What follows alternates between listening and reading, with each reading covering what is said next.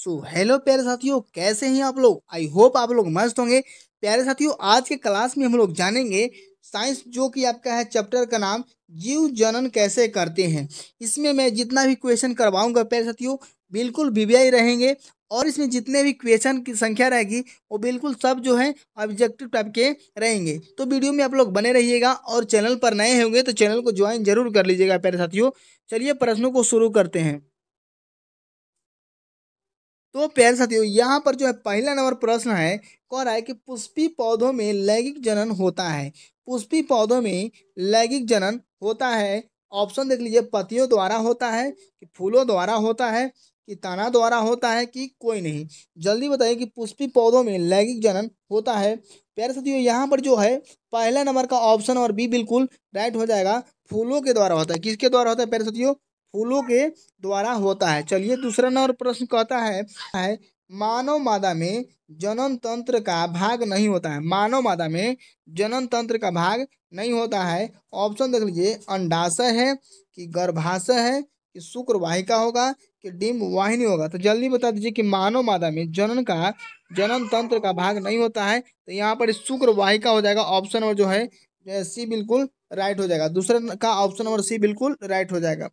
तो चलिए अगला तीसरा नंबर प्रश्न कर रहा है, नर युग्मक एवं मादा युग्मक के संलग्न को का संगलन को क्या कहते हैं? तो नर युग्मक एवं मादा युग्मक के संगलन को कहते हैं। ऑप्शन देख लीजिए, किण्वन कहते हैं कि बौनापन कहते हैं कि मधुमेह कहते हैं कि कोई नहीं। तो यहाँ पर जो हो जाएगा ऑप्शन नंबर डी बिल्कुल राइट हो जाएगा। क्या हो जाएगा? इनमें से कोई नहीं हो जाएगा, क्योंकि जो नर युग्मक और मादा युग्मक के संलग्न को कहते हैं हम लोग निषेचन। क्या बोलते हैं प्यारे साथियों? निषेचन बोलते हैं। ठीक है, तो यहाँ पर निषेचन हो जाएगा। तो प्रश्न नंबर जो चौथा है, कह रहा है निम्नलिखित में से कौन एक लिंगी पादप का उदाहरण है? निम्नलिखित में से कौन एक लिंगी पादप का उदाहरण है? ऑप्शन देख लीजिए, सरसों है कि गुल्लड़ है कि पपीता है कि मटर है। तो यहाँ पर जो चौथा नंबर है, चौथा नंबर का सी बिल्कुल राइट हो जाएगा। पपीता है, ठीक है ना। चौथा का सी बिल्कुल राइट। यहाँ पर बात करते हैं प्रश्न नंबर 5वां की। तो प्रश्न नंबर 5वां कह रहा है, मुकुलन द्वारा प्रजनन किसमें होता है? मुकुलन द्वारा प्रजनन किसमें होता है? ऑप्शन नंबर देख लीजिए, अमीबा में होता है। दूसरा में दिया है ईस्ट में होता है। और तीसरा में दिया है मलेरिया में होता है। और चौथा में दिया है पैरामीशियम में होता है। तो यहाँ पर जो मुकुलन द्वारा प्रजनन होता है, यहाँ पर हाइड्रा में होता है प्यारे साथियों। ऑप्शन में यहाँ पर ही गड़बड़ी है। अब मार लीजिएगा आप लोग, हाइड्रा यहाँ पर ऑप्शन दिया रहेगा तो हाइड्रा में मार लीजिएगा। ठीक है, चलिए अगला प्रश्न को हम लोग देखते हैं। तो ये अब चलते हैं हम, जो प्रश्न नंबर छठा है, कह रहा है फूलों में नर प्रजनन अंग होता है। फूलों में नर प्रजनन अंग होता है। ऑप्शन देख लीजिए, पुंकेसर में होता है कि अंडप में होता है कि वर्तिकाग्र में होता है कि वर्तिका में होता है। जल्दी बता दीजिए कि फूलों में नर प्रजनन अंग होता है। तो छठा नंबर का हो जाएगा यहाँ पर ही ए बिल्कुल करेक्ट हो जाएगा। क्या हो जाएगा? पुंकेसर। याद रख लीजिएगा, पुंकेसर हो जाएगा। छठा का ए बिल्कुल राइट हो जाएगा। ठीक है, तो चलिए अगला नंबर प्रश्न हम लोग देखेंगे। कह रहा है कि द्विखंडन होता है। द्विखंडन होता है। ऑप्शन देख लीजिए, अमीबा में होता है कि पैरामीशियम में होता है कि लिस्मैनिया में होता है कि इनमें से कोई नहीं। तो द्विखंडन किस में होता है प्यारे साथियों? तो अमीबा में द्विखंडन होता है। याद रख लीजिएगा, अमीबा में क्या होता है?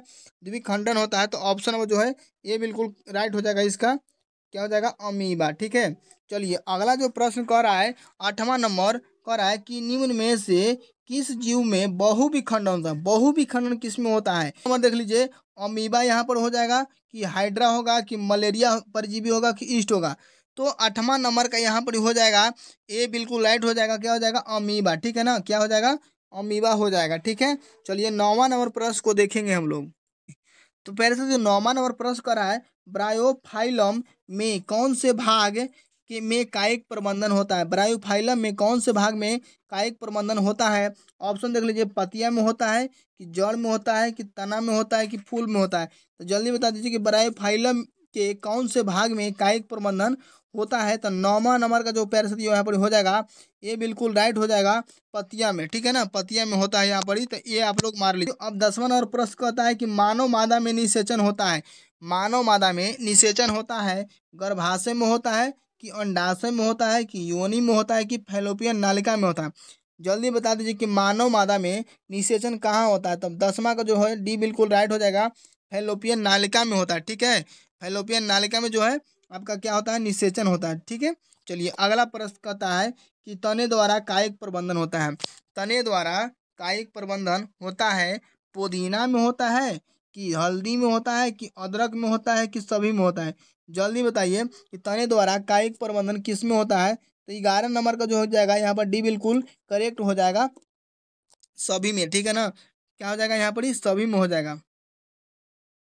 यहाँ पर जो है ब्राह्मण नंबर कर रहा है, खंडन द्वारा जनन होता है। खंडन द्वारा जनन होता है, मेढक में होता है कि तारा मछली में होता है कि टिड्डे में होता है कि कौवा में होता है? जल्दी बता जी, खंडन द्वारा जनन होता है। 12 नंबर का जल्दी बता देते हैं। यहाँ पर 12 नंबर का पैरसती जो हो जाएगा बी बिल्कुल राइट हो जाएगा। खंडन द्वारा जो जनन होता है वो सितारा मछली में होता है। ठीक है, किस में होता है, सितारा मछली में हो जाएगा, होता है। तो यहाँ पर ऑप्शन नंबर जो है बी बिल्कुल करेक्ट हो जाएगा।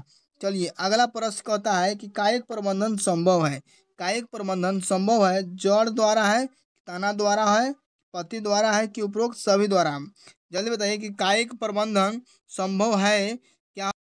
13 का जो पैराशुद्धि हो जाएगा यहाँ पर डी बिल्कुल करेक्ट हो जाएगा, उपरोक्त सभी में, क्योंकि जड़ में भी होता है, तना में भी होता है, पतिया में भी होता है। तो यहाँ पर यूज हो जाएगा डी बिल्कुल करेक्ट हो जाएगा। प्रश्न करा, तने पर अपस्थानिक कलियां पाई जाती है। तने पर अपस्थानिक कलियां पाई जाती है, ऑप्शन देख लीजिए, पुदीने में पाया जाता है कि आलू में पाया जाता है कि ब्रायोफिल्म में पाया जाता है कि सभी पाया जाता है?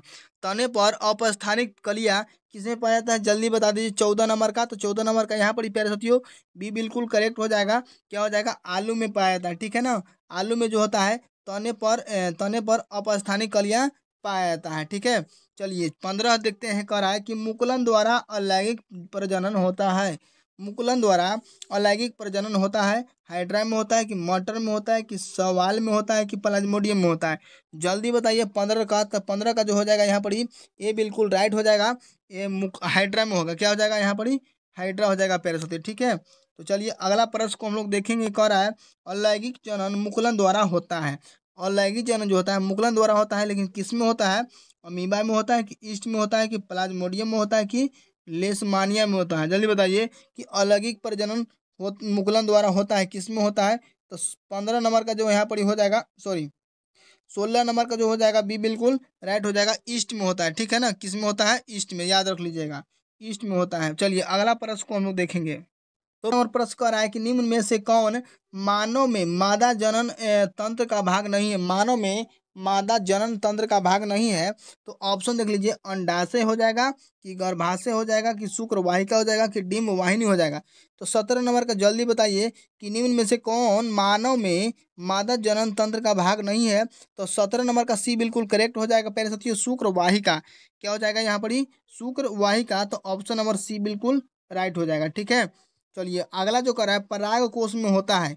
पराग कोष में होता है, बाह्य दल होता है कि अंडाशय होता है कि अंडप होता है कि पराग कण होता है?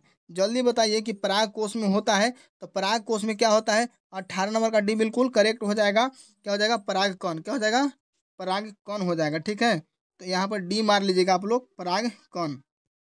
चलिए अगला प्रश्न को देखेंगे हम लोग। कह रहा है गतिशील जनन कोशिका को नर युग्मक तथा जिस जनन कोशिका में भोजन का भंडार संचित होता है उसको क्या कहते हैं? एक बार फिर से करवा देते हैं कि गतिशील जनन कोशिका को नर युग्मक तथा जिस जनन कोशिका में भोजन का भंडार संचित होता है उसे क्या कहते हैं? तो जननांग कहते हैं कि उभयलिंगी कहते हैं कि पराग कण कहते हैं कि मादा युग्मक कहते हैं? तो 19 नंबर जो है, 19 नंबर का डी बिल्कुल राइट हो जाएगा। क्या हो जाएगा, मादा युग्मक कहते हैं प्यारे साथियों। ठीक है, मादा युग्मक कहा जाता है, तो ये आप डी मार लीजिएगा। तो चलिए यहाँ पर जो है आपका 20 नंबर प्रश्न कर रहा है, एड्स रोग का प्रमुख कारण है। एड्स रोग जो है उसका प्रमुख कारण है असुरक्षित यौन संपर्क है कि खून की कमी है कि विटामिन की कमी है कि पोषण की कमी है? तो 20 नंबर का जल्दी बता दीजिए कि 20 नंबर का कौन हो जाएगा कि एड्स के प्रमुख कारण है क्या? तो एड्स जो है क्या किसके कारण होता है? तो यहाँ पर जो होता है असुरक्षित यौन संपर्क से होता है। ठीक है ना, तो आप लोग असुरक्षित यौन से बचिए। ठीक है, नहीं तो आप लोगों को एड्स पकड़ने का डर रहेगा। और उसके बाद 21वां नंबर का है, पंखुड़ियों का रंग अधिकतर कैसा होता है? पीला होता है, हरा होता है कि लाल होता है कि सफेद होता है? जल्दी बताइए कि पंखुड़ियों का रंग कैसा होता है? तो यहाँ पर याद रख लीजिएगा कि पंखुड़ियों का रंग जो होता है हमेशा हरा होता है। क्या होता है? हरा होता है। तो ऑप्शन नंबर जो बी बिल्कुल राइट हो जाएगा। ठीक है, पहले सोचिए। अब 22वां नंबर प्रश्न कर रहा है, फूल का कौन सा भाग फल में बदलता है? फूल का कौन सा भाग फल में बदलता है? ऑप्शन नंबर देख लीजिए, पुंकेसर होता बदलता है कि स्त्री केसर होता है कि अंडाशय होता है कि बीज होता है? जल्दी बताइए कि फूल के कौन सा भाग जो होता है फल में बदलता है। तब 22वां नंबर का यहाँ पर सी बिल्कुल राइट हो जाएगा, अंडाशय। ठीक है, क्या बदलता है? अंडाशय जो है फूल का भाग जो होता है फल में बदलता है। तो सी आप लोग मार लीजिएगा। ठीक है, चलिए अगला जो है 23वां नंबर कर रहा है, भ्रूण के जिस भाग से तना पत्तियां बनती है उसको क्या बोलते हैं? भ्रूण के जिस भाग से तना पत्तियां बनता है उसको क्या बोलते हैं? ऑप्शन देख लीजिए, मूलांकुर बोलते हैं कि प्रांकुर बोलते हैं कि प्ररोहण तंत्र बोलते हैं कि इनमें से कोई नहीं? देखिए, भ्रूण के जिस भाग से तना पत्तियां बनती है उसको हम लोग बोलते हैं, क्या बोलते हैं? प्रांकुर कहते हैं। क्या बोलते हैं प्यारे बच्चों? प्रांकुर बोलते हैं। ठीक है, तो ऑप्शन नंबर जो है बी बिल्कुल राइट हो जाएंगे। चलिए अगला प्रश्न जो है करा है, एकल जीवों में प्रजनन की विधि।